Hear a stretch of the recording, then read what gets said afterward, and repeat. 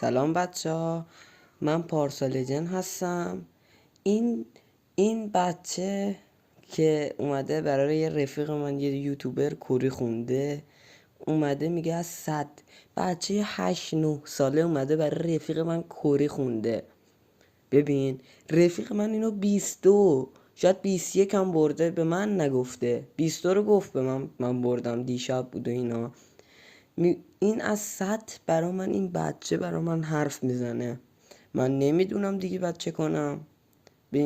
ببین این همین یوتیوبر رو من دعوت میکنم. ببین چی گذاشته. میبینی اینا چیه؟ اینا بچه بازیه. من همین یوتیوبر رو دعوت به کاستوم میکنم با همین رفیقم یوتیوبری که بعدیشو خواست، هی داره بات میکنه.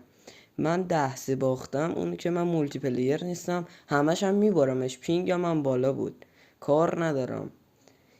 اینو ببین، یه دست میریم مولتی، یه دستم میریم بتل. کاستوم فیلمشو برات میذارم ببینین. صبر کنین یه 2-3 روز دیگه